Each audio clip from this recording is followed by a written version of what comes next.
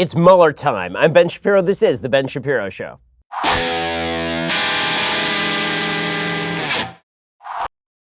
That right there is the shortest intro you will ever hear to The Ben Shapiro Show, but we got so much to cover because only one person in America, apparently, has read all 400 pages of the Mueller report. He's sitting right here. You're listening to the sound of his voice right at this moment. We're going to go through as much of this as humanly possible over the course of the next hour. You're going to know much more than you did when you first started. I will give you my conclusions. I will give you the analysis. I'll give you the text.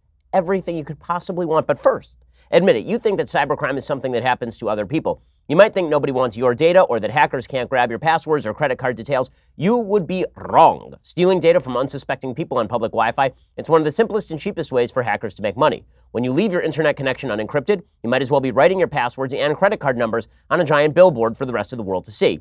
That's why I decided to take action. To protect myself from cyber criminals, I use ExpressVPN.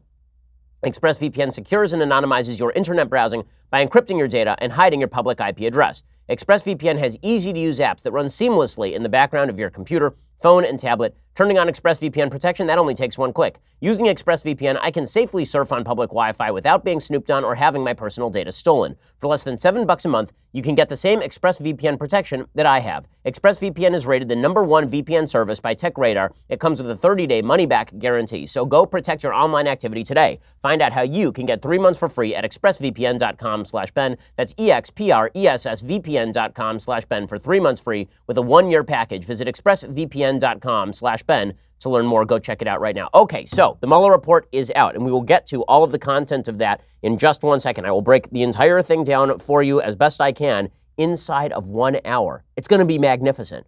But we have to start with the Attorney General of the United States, who held a really random press conference at the beginning of the day.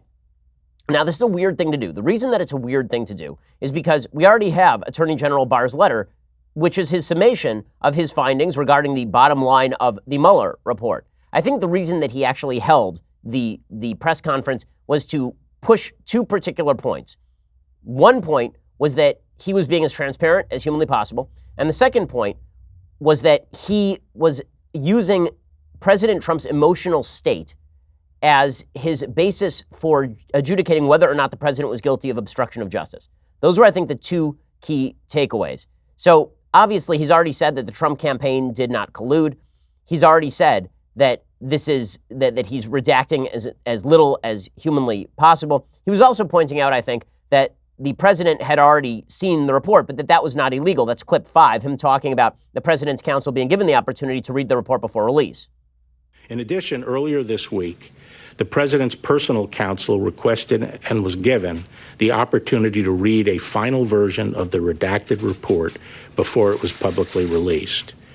That request was consistent with the practice followed under the Ethics in Government Act, which permitted individuals named in a report prepared by an independent counsel the opportunity to read the report before publication. The president's personal lawyers were not permitted to make and did not request any redactions. Okay, so that was Barr's take, and I think that's important, him saying that the president is not here to hide the information that's in the report. And it is obvious, by the way, that the president could have asserted executive privilege at any point in the middle of this report. As we'll see, there's plenty of information in the report that definitely falls under the rubric of executive privilege if the president of the United States wanted to assert it. So Barr is pointing out that the president was not really hiding a lot, which is true. Also, Barr points out that we have to bear in mind the context of Trump's actions, particularly with regard to obstruction of justice. Now, the Mueller report breaks down into 2 sections. Section 1 is about Trump-Russia collusion. As I suggested before, I didn't think there was going to be a lot of enormous new information about Trump-Russia collusion, and there really isn't. It really is a rehash of stuff we already knew, the most important stuff being that June 2016 Trump Tower meeting between Donald Trump Jr. and Natalia Veselnitskaya, who was a lawyer who was acting as sort of a Russian front to supposedly pass information about Hillary Clinton to the Trump campaign. There are also a bunch of Roger Stone references, but not a lot of revelations in the first half of the report. The stuff that was revelatory, I think to everybody, was the stuff in the second half of the report, the obstruction of justice stuff. And there the question becomes, did the president obstruct justice when he repeatedly sounded off about wanting to get rid of Jeff Sessions, or when he repeatedly sounded off about wanting to fire Robert Mueller, or when he repeatedly reached out to members of his team and sort of patted them on the back when they did things that he wanted and then offered them the stick when they did not? Now, the standard of obstruction of justice as laid out in the actual Mueller report, is under 28 CFR 600.4a. Federal crimes committed in the course of and with intent to interfere with the special counsel's investigation, such as perjury, obstruction of justice, destruction of evidence, and intimidation of witnesses. So they break down several basic elements of the crime in this Mueller report, and some of the elements of the crime include intent to commit obstruction of justice. So according to the Mueller report itself, obstruction of justice law reaches all corrupt conduct capable of producing an effect that prevents justice from being duly administered, regardless of the means employed. An effort to influence a proceeding can qualify as an endeavor to obstruct justice, even if the effort was subtle or circuitous, and however cleverly or with whatever cloaking of purpose it was made.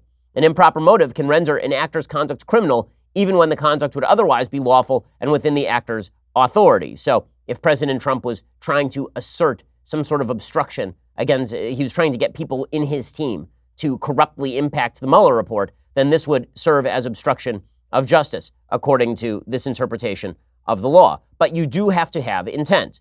You do have to have intent. So there has to be a nexus with a current investigation. And this is where things get dicey. There has to be a nexus with the Mueller investigation. So in other words, if Trump just decided, I'm firing Robert Mueller because I don't like the way his tie looks today, that's not obstruction of justice. If Trump fires Robert Mueller because he wants to obstruct the investigation, that's obstruction of justice, maybe, although he still has the authority to fire Robert Mueller for any reasons, probably more impeachable than even obstruction of justice. According to the Mueller report, there must be a nexus with a current investigation. That nexus showing has both subjective and objective components. As an objective matter, a defendant must act in a manner that is likely to obstruct justice, such that the statute excludes defendants who have an evil purpose but use means that would only unnaturally and improbably be successful. In other words, you have to be effective in your attempt to obstruct justice, or at least the attempt must be somehow within the boundaries of reason. As a subjective matter, the actor must have contemplated a particular foreseeable proceeding.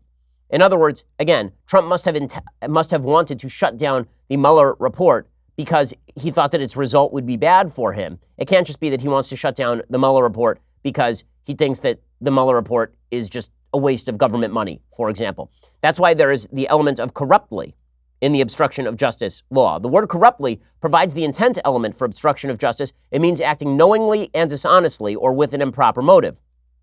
The requisite showing is made when a person acted with an intent to obtain an improper advantage for himself or someone else, inconsistent with official duty and the rights of others. That last phrase is the one that matters. Inconsistent with official duty and the rights of others. As we will see, President Trump continually tried to interfere with players surrounding the Mueller investigation without, in any underlying way, forcing people to lie.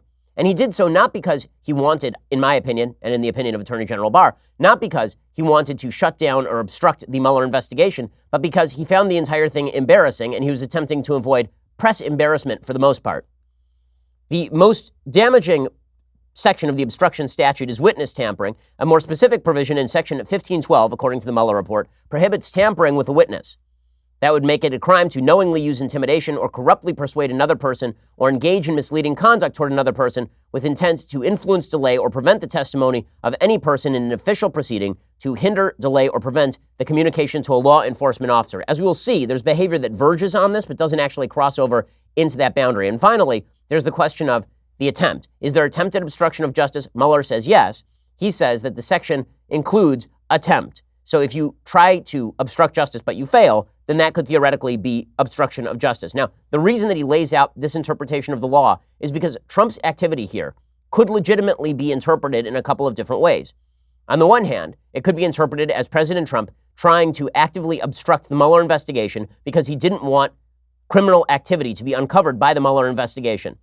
Possibility number two is that Trump is a very frustrated guy who spends a lot of time doing immoral, bad things, and then does more immoral, bad, but non-criminal things in order to cover up the original things that he did.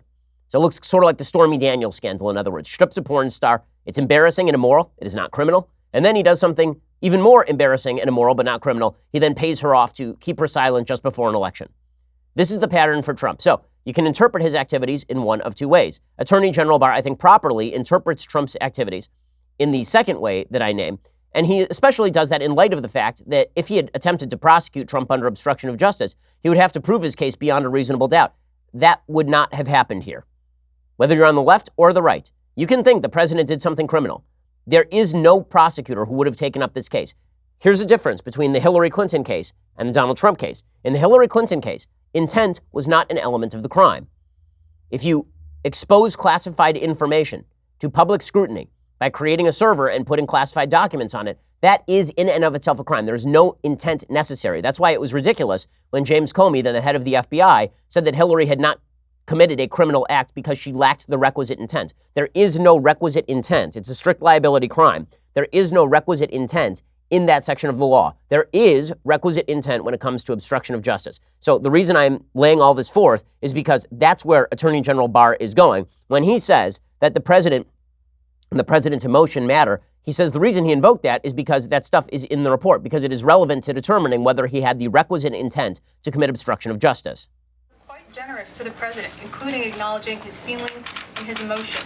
So what do you say to people on both sides of the aisle who are concerned that you are trying to protect the president?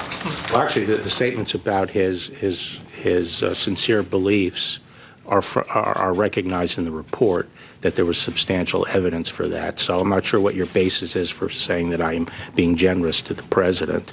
Okay, so people are treating Barr as though Barr is a deeply partisan figure here. Now, there's a case to be made that Barr is partisan insofar as he worked for the president of the United States. But I don't see how an objective prosecutor could bring an obstruction of justice case or a collusion case on the basis of the evidence that's actually in the Mueller report. So in a second, we're going to get to all of that. We'll also show you that the media were attempting to preemptively spin this report even before it was out. Again, I think it was a mistake to hold this press conference in the first place, but I think the reasons that I laid forth are the reasons that Barr did it. One, he wanted to show that he was transparent and Trump was transparent. And two, he wanted to point out that obstruction of justice is an intent crime. Okay, we'll get to more of this in just 1 second. First, you've heard me talk about how Ring is reinventing home security with doorbells, cameras, even an alarm you can install yourself. Now they've reinvented the Neighborhood Watch with a new app they created called Neighbors by Ring. You remember the Neighborhood Watch. It's been around for a while. I remember it from growing up. It's still a big thing. People care about making their neighborhood safer. I know I do. So Ring, a company synonymous with reinventing home security,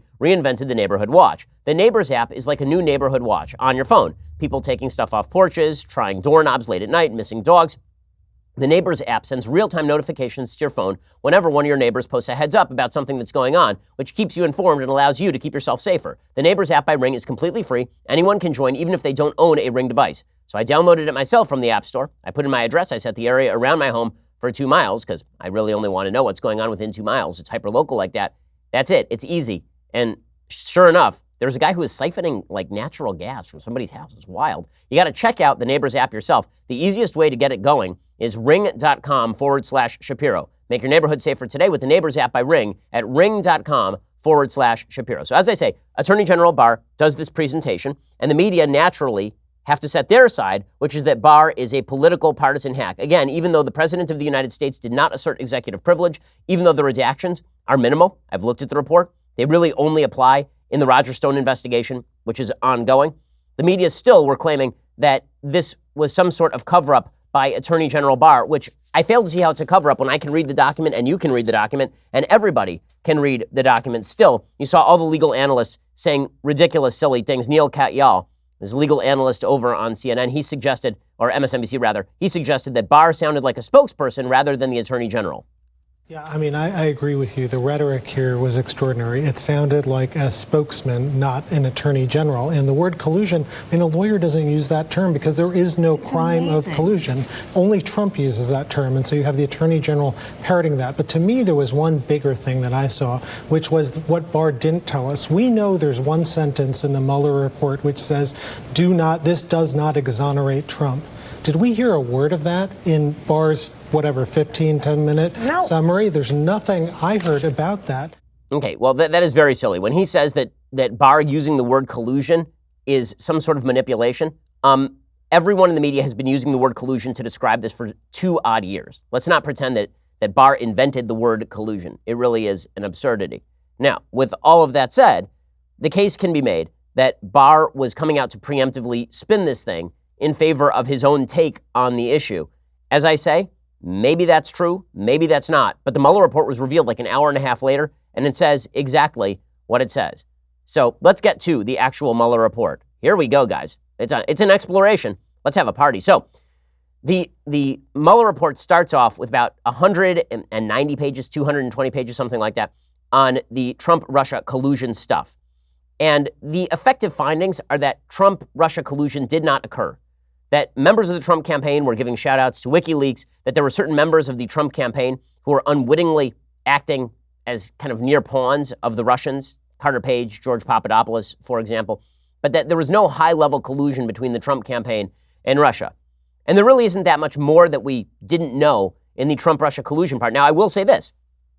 The information that is clear, there are two conclusions that are pretty obvious and should be stated right at the outset here. One is that with the number of Trump-Russia contacts that were happening during the election, for all the talk about how this investigation, the Trump-Russia investigation, was begun under corrupt auspices, I don't see the evidence of that. I see evidence that the Trump-Russia investigation became more corrupt as time went on, particularly with them using the Steele dossier, which turns out to be a bunch of crap. The Steele dossier is only mentioned in this document a couple of times, and that is because the Mueller report found virtually nothing that corroborated any section of the Steele dossier. So the fact that the FBI was using the Steele dossier as the basis for large swaths of the investigation, including a FISA warrant against Carter Page, is just an absurdity on its face. That does not mean, as I've said all along, that the investigation was initiated under improper auspices. It means that it became improper over time, if anything. It also doesn't look like Mueller is a political partisan hack here who's simply attempting to do the nefarious work of Fusion GPS or something like that. So that is a conclusion that is worthwhile noting here. The second conclusion that is worthwhile noting is that, again, there is nothing in the actual report that suggests that President Trump had any deep, abiding deal going with the Russian government. Basically, as with all things Trump, as I've said again and again, Trump does something embarrassing and then he doesn't want to be embarrassed, so he does something else embarrassing. That is the nature of the Trump-Russia collusion stuff. Okay, so let's jump in. So the report begins by talking about the social media campaign in the GRU, which is the newfangled KGB of Russia, hacking operations. They say that those coincided with a series of contacts between Trump campaign officials and individuals with ties to the Russian government. The office investigated whether those contacts reflected or resulted in the campaign conspiring or coordinating with Russia in its election interference activities. Although the investigation established that the Russian government perceived it would benefit from a Trump presidency and worked to secure that outcome, and that the campaign expected it would benefit electorally from information stolen and released through Russian efforts, the investigation did not establish that members of the Trump campaign conspired or coordinated with the Russian government in its election interference activities. In other words, Trump was happy that WikiLeaks was doing what it was doing. Trump was perfectly happy that the Russian government seemed to hate Hillary Clinton, but that was about it. That's the bottom line takeaway. And again, I'm reading directly from the Mueller report. Mueller report also says, while the investigation identified numerous links between individuals with ties to the Russian government and individuals associated with the Trump campaign, the evidence was not sufficient to support criminal charges. Now, that is not to say that no criminal behavior happened. Maybe criminal behavior happened, but there was not enough evidence to support criminal charges. Among other things, the evidence was not sufficient to charge any campaign officials as an unregistered agent of the Russian government or other Russian principal. Our evidence about the June 9, 2016 meeting and WikiLeaks releases of hacked materials was not sufficient to charge a criminal campaign finance violation. Further, the evidence was not sufficient to charge that any member of the Trump campaign conspired with representatives of the Russian government to interfere in the 2016 election. So notice that language was not sufficient to charge. Not sufficient to charge. Over and over, not sufficient to charge. That suggests that Mueller still suspects that something nefarious might have been going on, but there is no evidence to actually fulfill that expectation. And I think that when you read the report, there's fairly good feeling that the Trump campaign was happy about all this stuff, but again, there is no evidence to support the idea that they were actively involved with Russian collusion or conspiracy under any criminal statute. So the Mueller report talks about a variety of matters that investigated. They say, for example, the investigation established that interactions between Russian Ambassador Sergei Kislyak and Trump campaign officials, both at the candidate's April 2016 foreign policy speech in Washington, D.C., and during the week of the RNC, were brief, public, and non-substantive. You remember, these were treated as bombshells. The fact that Sergei Kislyak met with people during RNC week, this was treated as a bombshell by the New York Times. The investigation did not establish that one campaign official's efforts to dilute a portion of the Republican Party platform on providing assistance to Ukraine were undertaken at the behest of candidate Trump or Russia. So in other words, there was one campaign official who wanted to have better relations with the Russians, and the campaign platform was changed on Ukraine to reflect that, but that was not a reflection of Trump imposing that from above or Russia seeking it. The The investigation also did not establish that a meeting between Sergei Kislyak and Jeff Sessions in September 2016 at Sessions' Senate office included any more than a passing mention of the presidential campaign. Now, you'll recall that that meeting was the basis of Sessions recusing himself from the Mueller investigation, well, from the Trump-Russia investigation, because it was before Mueller, from the Trump-Russia investigation in the first place. According to the Mueller report, the office learned that some of the individuals we interviewed or whose conduct we investigated, including some associated with the Trump campaign, deleted relevant communications or communicated during the relevant period using applications that feature encryption or that do not provide for long-term retention of data or communications records. In such cases, the office was not able to fully corroborate witness statements through comparison to contemporaneous communications or fully question witnesses about statements that appeared inconsistent with other known facts. Accordingly, says the Mueller report, while this report embodies factual and legal determinations that the office believes to be accurate and complete to the greatest extent possible, given these identified gaps, the office cannot rule out the possibility that the unavailable information would shed additional light or cast in a new light the events described in the report. In other words, there are holes in the evidentiary record here. And that's not particularly shocking. People in public life use encrypted communications all the time. I use encrypted communications all the time because I don't like being hacked. So that doesn't necessarily mean corruption. It does mean that there are holes in the evidentiary record. And then the Mueller report goes through all of the supposed connections between the Trump campaign and Russia. And most of it, as I say, is about the Trump campaign being very excited that Russia is stumping in its favor, but no actual collusion. No actual collusion. It's when we get to the obstruction that things get truly interesting. And so I'm going to fast forward to the obstruction in just 1 second. I think that's where the important stuff in the report lies, as I suggested it would before the report even came out, because I'm just great that way. We'll get to that in just 1 second. First, We the People Holsters offers custom-made holsters, all produced in the United States of America. They design their own holsters in-house. That means they don't use any third-party molds for their holsters. Instead, they design every unique mold in Las Vegas in order to best fit each and every firearm perfectly. They constantly update designs, adding new designs every month. That lets them stay up to date on the newest models that come out. We the People holsters even have their own 3D design team who measures every micromillimeter of their guns to ensure the perfect fit. They're really awesome. I've got one myself. Their unique and intuitive clip design allows for you to easily adjust both the cant and the right of your holster so that it will fit comfortably and securely at all times. Every holster also has an adjustable retention, which is signaled with a click sound. That lets you know that firearm is securely in place. If you ever want more tension, you tighten one screw, you're done. Custom printed designs in-house. Thin blue line, thin red line, Constitution, camo, American flag, more coming out each month. And We the People holsters, they start at just $37 a piece, which is a great price for a holster that comes with a lifetime guarantee. Every holster ships free. It is not a perfect fit. Send it back for a refund. Right now, listeners of The Ben Shapiro Show can go to wethepeopleholsters.com/Ben. Enter promo code Ben at checkout to get $10 off your first holster. That is as low as $37. Shipping is free with an additional $10 off using my promo code. Again, that's wethepeopleholsters.com/Ben. Promo code Ben at checkout for $10 off. Go check them out right now. Great American company, and they make amazing products. Okay, so as I say, the Mueller report has two halves. Half number one about Trump-Russia collusion, not much there that we didn't already know.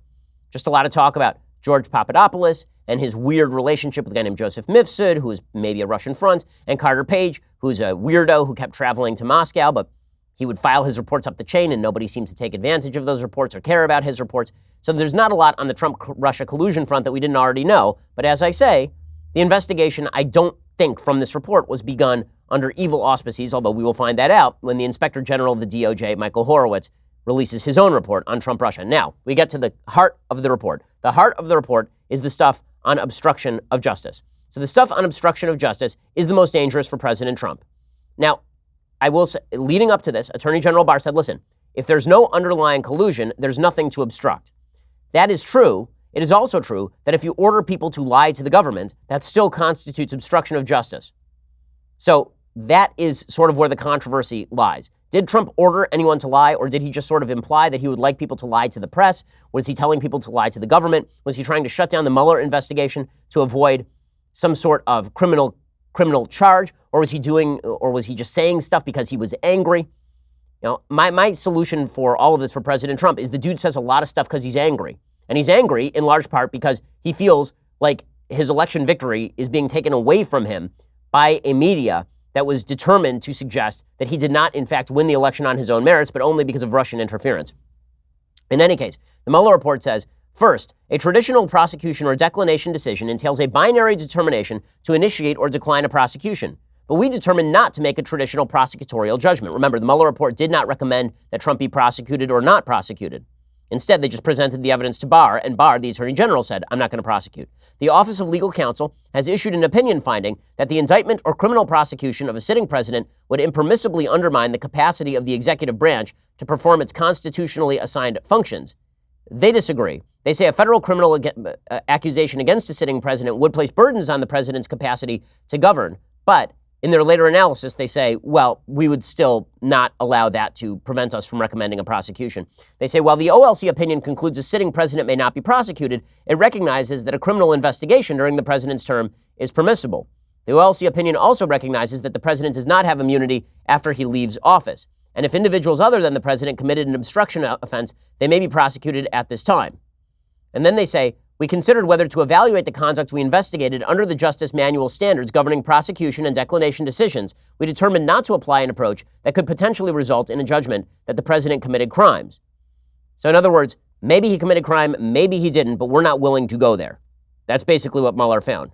They said if we had confidence after a thorough investigation of the facts that the president clearly did not commit obstruction of justice, we would so state. Based on the facts and the applicable legal standards, we are unable to reach that judgment. In other words, this is a judgment call. This is a question as to whether the president was safe at home or whether he was out at home, and we are not going to play ump. We are instead going to leave that up to the Attorney General. And what Barr says is that there is not evidence sufficient to establish a prosecution for obstruction of justice, which after reading the report, I think is probably the fair way to come down on this. Okay, then we get into the actual meat of the matter. So the report suggests, during the 2016 presidential campaign, questions arose about the Russian government's apparent support for candidate Trump.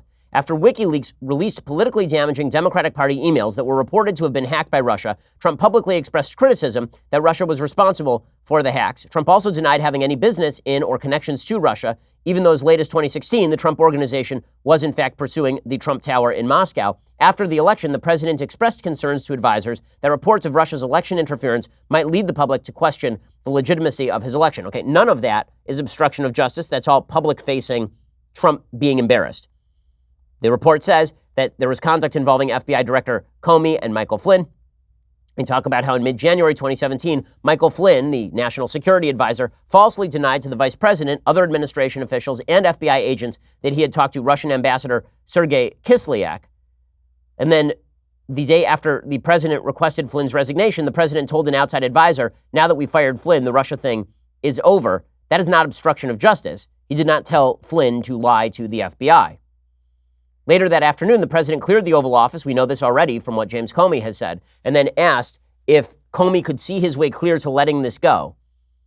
But he did not actually do anything about that. He didn't fire Comey when Comey decided not to let the thing go, so that's really not obstruction of justice either. Saying a thing is not obstruction. And then they talk in the report about the president's reaction to the continuing Russia investigation. In February 2017, Attorney General Jeff Sessions began to assess whether he had to recuse himself from campaign-related investigations because of his role in the Trump campaign. In early March, the president told White House counsel Don McGahn to stop Sessions from recusing. After Sessions announced his recusal on March 2nd, the president expressed anger at the decision and told advisors that he should have an attorney general who would protect him. The president also took Sessions aside at an event and urged him to unrecuse. Later in March, James Comey disclosed at a congressional hearing that the FBI was investigating the Russian government's efforts to interfere in the 2016 presidential election, including any links or coordination between the Russian government and the Trump campaign. In the following days, the president reached out to the DNI, Director of National Intelligence, Dan Coats, and the leaders of the CIA and the National Security Agency to ask them what they could do to publicly dispel the suggestion that the president had any connections to the Russian election interference effort.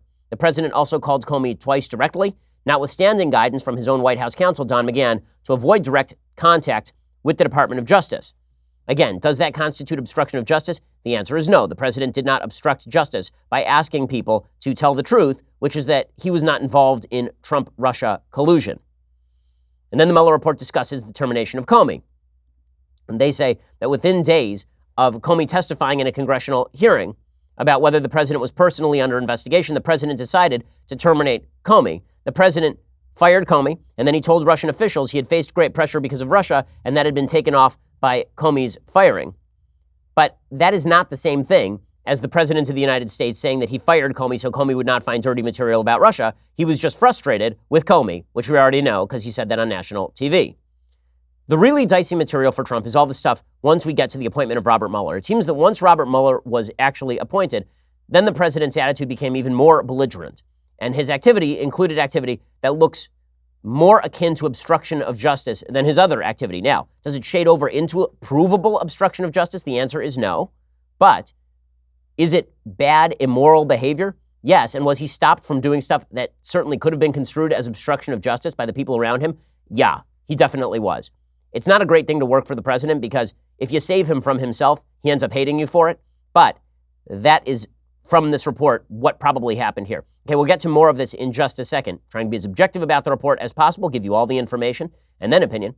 But first, you need to go check out ZipRecruiter. So hiring is important. And that's why ZipRecruiter.com/dailywire is your place to improve your business. ZipRecruiter sends your job to over 100 of the web's leading job boards. We use ZipRecruiter here at the Daily Wire offices. It makes our hiring fast and simple.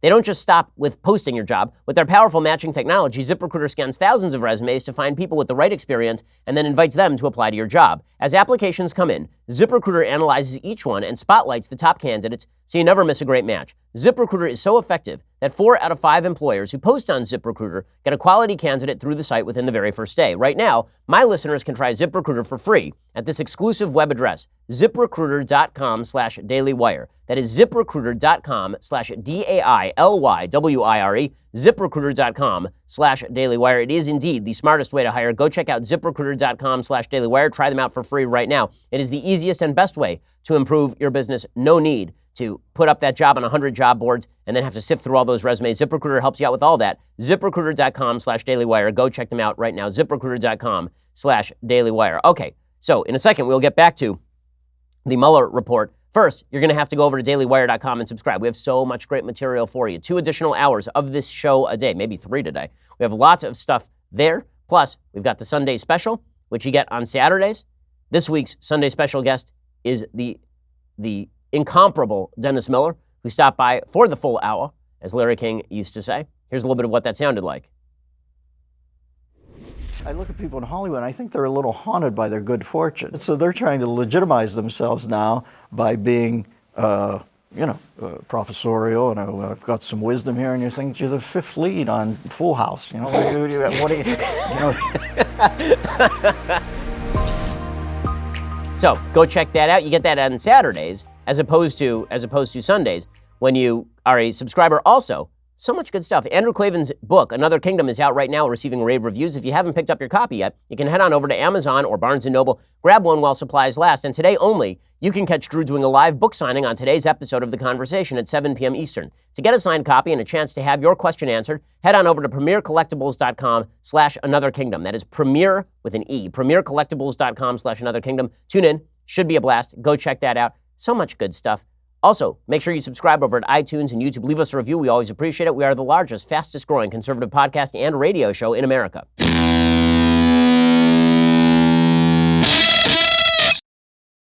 Okay, so at the point at which Comey was fired and the special counsel, Robert Mueller, was appointed, the president's attitude turned, and it got even more angry. And that anger manifested itself in a bunch of directives to his immediate aides to do stuff that could theoretically be construed as obstruction of justice if they had actually carried it out, and would probably be prevented from an obstruction of justice charge only because the president's intent in saying all this stuff was to prevent public embarrassment, not criminal indictment. That's why you hear Barr keep coming back to the point. There was no collusion here for the president to protect himself against. This was all him being embarrassed by press reports, and so it was him telling people, hey, maybe you should just go out there and lie to the press. Which, by the way, is also not obstruction of justice. Lying to the press is not obstruction of justice. So here's what the Mueller report says. They say, on May 17th, 2017, the acting attorney general for the Russia investigation appointed a special counsel to conduct the investigation and related matters. The president reacted to that news by telling advisors it was the quote-unquote end of his presidency and demanding that Jeff Sessions resign because he wanted to put in a new attorney general, presumably who would rein in Mueller. Sessions submitted his resignation. The president ultimately did not accept it. The president told aides that the special counsel had conflicts of interest and suggested that the special counsel therefore could not serve. The president's advisors told him the asserted conflicts were meritless and had already been considered by the DOJ. On June 17, 2017, the president called Don McGahn, his White House counsel, and directed him to call the acting attorney general and say that the special counsel had conflicts of interest and must be removed. McGahn did not carry out the direction, however, deciding he would rather resign than trigger what he regarded as a potential Saturday night massacre. Right? That's an invocation of the Nixon firing of Attorney General Archibald Cox, or the special prosecutor Archibald Cox. So, all of this is not necessarily obstruction of justice, but verges on it from the point of view that says that Trump was doing all of this stuff out of frustration that people were going to uncover his crimes. Again, intent is an element of the crime. I keep coming back to that because intent is an element of the crime. If this were a strict liability crime, Trump would be guilty. It is not a strict liability crime. You have to show that he had intent to corruptly impede official proceedings. That is not proved here. Okay. What are the other efforts to curtail the special counsel's investigation? 2 days after directing McGahn to have the special counsel removed, the president made another attempt to affect the course of the Russia investigation. On June 19, 2017, the president met one-on-one in the Oval Office with former campaign manager and dope Corey Lewandowski and dictated a message for Lewandowski to deliver to Sessions. The message said that Sessions should publicly announce, notwithstanding his recusal from the Russia investigation, that the investigation was very unfair to the president, that the president had done nothing wrong, and that Sessions planned to meet with the special counsel and let him move forward with investigating election meddling for future elections. Lewandowski said he understood what the president wanted Sessions to do. This is the thing that comes closest to obstruction. Right? Is the president trying to tell Jeff Sessions that he was going to change the nature of the special counsel's purview. Now, even that is not necessarily obstruction in the sense that the president does have authority over the special counsel. This is the case that Alan Dershowitz has made, is that the special counsel does work for the executive branch. Trump can fire him for whatever reason he wants. That's not obstruction. That may be the grounds for an impeachment, but that is not necessarily criminal obstruction. 1 month later, in another private meeting for Lewandowski, on July 19, 2017, the president asked about the status of his message for Sessions to limit the special counsel investigation to future election interference. Lewandowski told the president the message would be delivered soon. After that meeting, the president publicly criticized Sessions in an interview with the New York Times and then issued a series of tweets making it clear that Sessions' job was in jeopardy. Lewandowski did not want to deliver the president's message personally, so he asked senior White House official Rick Dearborn to deliver it to Sessions. Dearborn was uncomfortable with the task and did not end up following through. So Sessions never received this message. His advisors prevented what could have been construed as obstruction of justice right there. And then there are a bunch of accusations that the president made efforts to prevent public disclosure of evidence, but public disclosure of evidence is not, in fact, a criminal offense. Right? If I tell somebody to lie to the press, that is not criminal. It may be bad, but Trump lies to the press all the time. So, again, baked into the cake. So when the Mueller investigation says that in summer 2017, the president instructed Donald Trump Jr. to delete a line from his statement about the Trump Tower meeting to the press, that is not actually obstruction of justice. That's just him being bad. And when Michael Cohen repeatedly denied that the president had played any role in Trump Jr.'s statement, that was lying to the public. That's bad. That is not criminal. Okay. Finally, the Mueller investigation says, in early summer 2017, the president called Sessions at home and again asked him to reverse his recusal from the Russia investigation. Sessions did not reverse his recusal. On October 2017, the president met privately with Sessions in the Oval Office and asked him to take a look at investigating Clinton. In December 2017, shortly after Flynn pled guilty pursuant to a cooperation agreement, the president met with Sessions in the Oval Office and suggested, according to notes taken by a senior advisor, that if Sessions unrecused and took back supervision of the Russia investigation, he would be a hero. Sessions, of course, did not unrecuse, and the Mueller investigation went forward as stated. So as we say, the question as to whether the president did stuff that was quote-unquote criminal here is not provable. It's not a provable question, which is probably the reason that Mueller left it up in the air. And I think Attorney General Barr looked at this and said, there's no way that I can prove this beyond a reasonable doubt. Him going to various advisors and fuming about Jeff Sessions and then not doing anything, especially when he has the full authority to just fire whomever he wants. If he wants to fire Jeff Sessions, he can fire Jeff Sessions.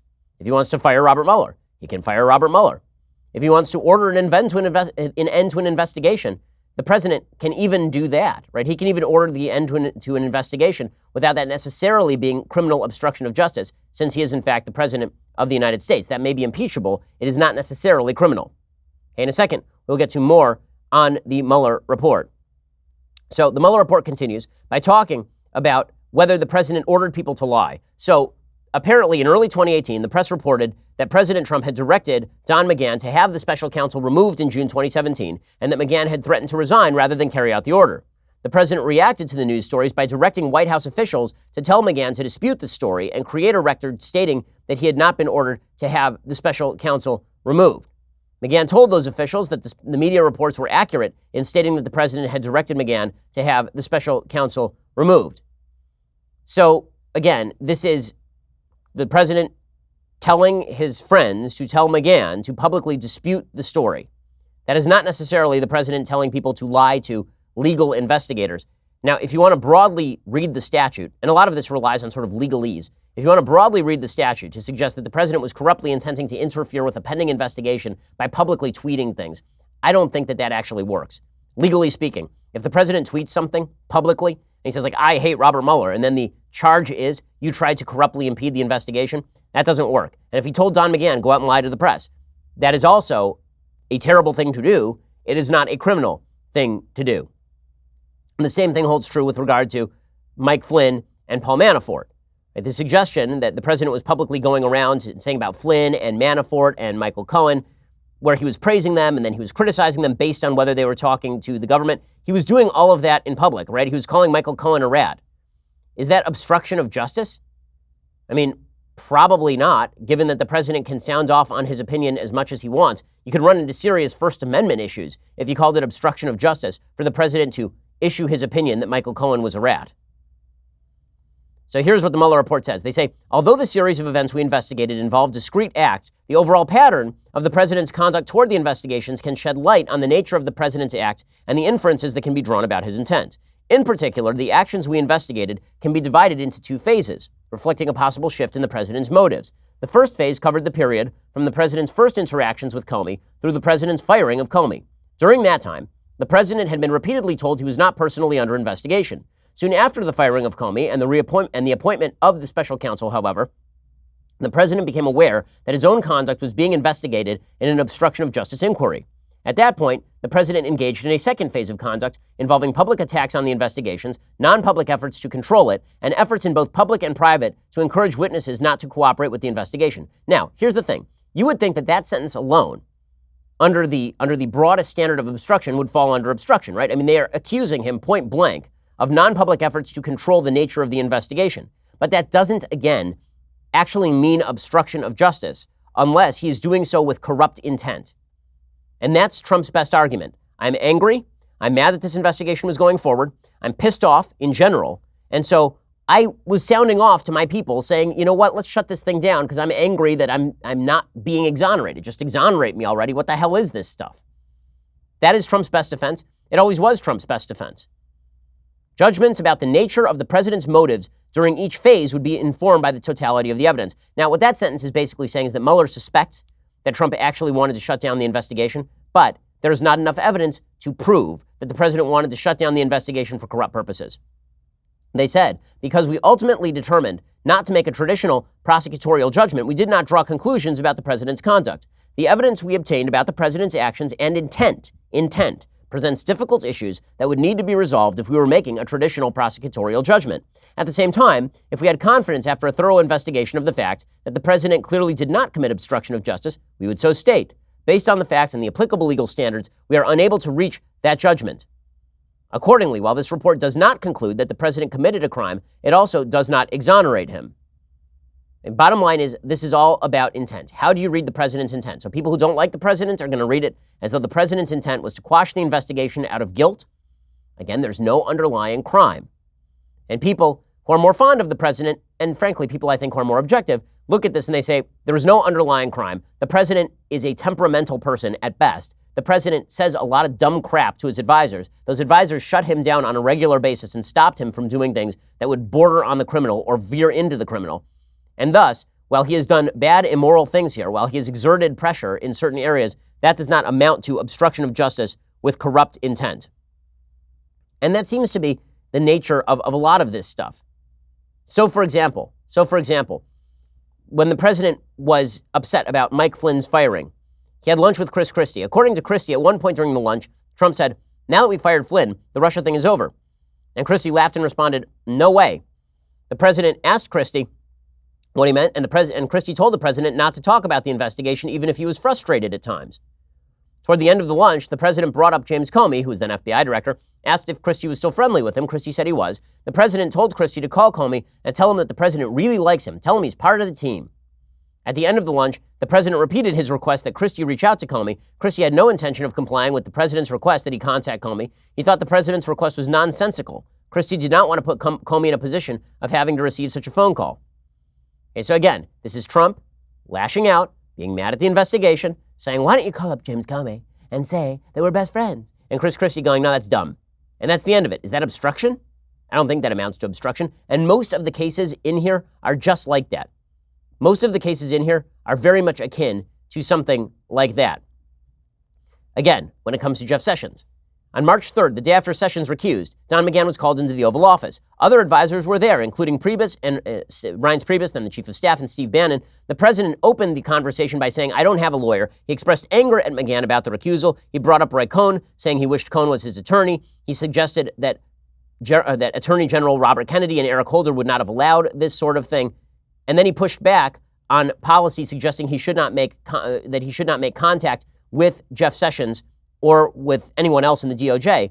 That weekend, Sessions and McGahn flew to Mar-a-Lago to meet with the president. Sessions recalled the president pulled him aside to speak to him alone, suggested that Sessions should unrecuse from the Russia investigation, which he did not do, and Trump did not fire him. So again, is that obstruction of justice, or is that Trump just being a dummy?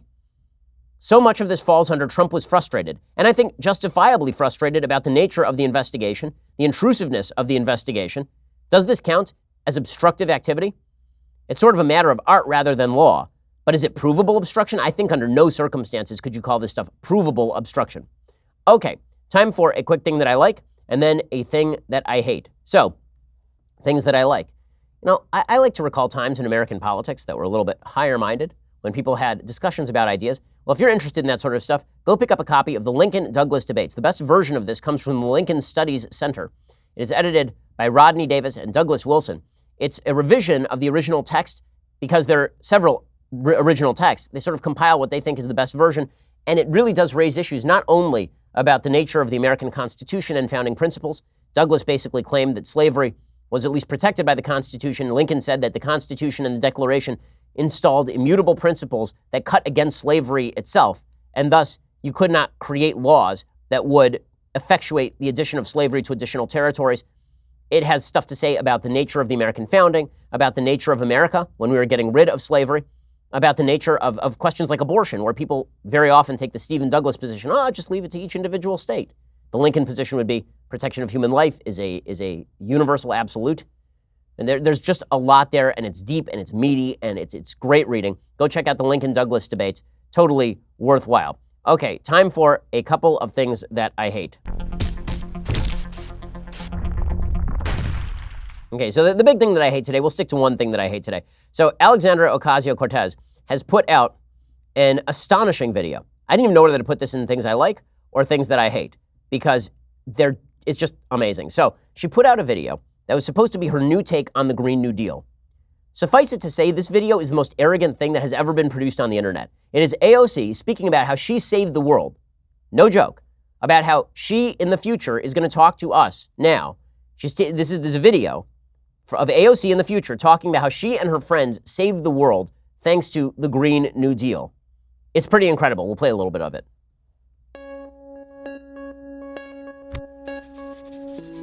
The bullet train from New York to D.C. It always brings me back to when I first started making this commute. In 2019, I was a freshman in the most diverse Congress in history. Man, what a Up hero. to that point, it was a critical time. I'll never forget the children in our community. They were so inspired to see this new class of politicians. They were who so inspired by reflected me, that, guys. navigating So the halls super of power. duper inspired It's often said, by me. You can't be what you can't see. And for the first time, they saw themselves. Wow. I think there was something similar with the Green New Deal. We knew that we needed to save the planet and that we had all the technology to do it. It's so But good. people were scared. They said it was too big, too fast, not practical. I think that's because they just couldn't picture it yet. They couldn't picture it, Anyways, and then AOC I'm came getting along. ahead of myself. Then Let's AOC start came with along. how we got here. She's amazing. And then we fast 1977, forward to the end, New York. okay, A and senior she scientist actually makes the James case Black that the Green New Deal saved the world, that it created magical new jobs, that the biggest problem after creating Medicare for all, she says this in the video, Medicare for all, and a federal jobs guarantee, the biggest problem is we couldn't find enough workers. We needed more workers. There was too much prosperity. Things were too awesome, thanks to AOC and her band of friends. And this is her in the future talking about the present. So she has created a fictional future in which she was awesome and saved the world. I am so convinced. The federal jobs guarantee, a public option including dignified living wages for work. Funnily enough, the biggest problem in those early years was a labor shortage. We were building a national smart grid, retrofitting every building in America, putting trains like this one all across the country. We needed more workers. That group of kids from my neighborhood were right in the middle of it all, especially this one girl, It's so Ileana. absurd. Her It's so first absurd. job out of college was with AmeriCorps Climate, restoring wetlands and bayous in coastal Louisiana. Most of her friends were in her union, including some oil workers in transition. Oh, all the oil They took workers are apart now old restoring pipelines bayous, guys. and got to work Exciting stuff. planting mangroves with the same salary and benefits. Oh, man. Of course, when it came to healing the land, we had huge gaps in our knowledge. Luckily, indigenous communities offered generational expertise. I love to this. help Just guide the way. random Native Americans show up to explain how to fix the bayous. And then, by the way, this girl goes on from working in the bayous to working at a solar plant, and then she decides she wants to be a preschool teacher making $150,000 a year. In AOC's magical, it must be nice to be in AOC's brain, really. Like, it must be a nice, happy place. Like, there's not a lot going on in there. It seems pretty calm. Seems like she has a really like optimistic vision of what the future is going to be if you just give her complete and utter control over the entire United States economy. Must be a wonderful place in there. So go check out that video because it is beyond parody. Okay, other things that I hate today. So for the second time in 2 days, the Washington Post has suggested that I am a white supremacist. Damn it, guys, why don't you read a book? A book, okay, a column. I wrote a piece for the Washington Post in 2015 talking about how evil white supremacism is. What the hell are you talking about? There's a piece in the Washington Post today. Remember, just 2 days ago, they printed a piece in which they suggested that I had evoked the specter of a war between Islam and the West by saying that Notre Dame Cathedral was an homage to Western civilization and Judeo-Christian heritage. Well, today, they published another piece saying, quote, Ben Shapiro, an influential American right-wing pundit with a huge following on social media, lamented a magnificent monument to Western civilization collapsing, and then followed up with tweets that insisted upon the Judeo-Christian heritage embodied by Notre Dame, and a duty of all to refamiliarize ourselves with the philosophy and religious principles that built it. Critics quickly noted the brutal treatment meted out on French Jews for centuries while the cathedral stood. You're right, guys, I totally missed it. I totally missed, how Christian anti-Semitism has been a thing. As an Orthodox Jew, no familiarity with it. Wow, breaking news. Others suggested, I love this is the Washington Post reporting, others suggested Shapiro's invocation of Judeo-Christian values were in this instance simply a euphemism for white. F you, man. I wrote an entire book devoted to why that is a stupid, idiotic notion. And then they go further. They say Richard Spencer, an American neo-fascist credited with coining the term alt-right for the online ecosystem of far-right voices in the West, spoke more plainly. You see, I am covert, where Richard Spencer is overt. Again, double down on the FU. That is astonishing. Astonishing language from the Washington Post. My book is entirely about the Judeo-Christian heritage and Greek teleology that undergird the West. I have suggested throughout my entire career that Western civilization is not unique to any particular race, and to construe it that way is to reduce Western civilization to mere tribalism, which is idiocy. In my book, I specifically mention Richard Spencer. I call him a racist cretin on page 22 of the introduction, and execrable on page 208. And yet apparently I'm just secret alt-right. I'm just a secret white supremacist. What absolute hackish garbage. Washington Post, democracy dies in darkness. The truth dies in stupidity over at the Washington Post. Okay, well, we will be back here a little bit later for much more breakdown on the Mueller report and the fallout. Join us then. I'm Ben Shapiro. This is The Ben Shapiro Show.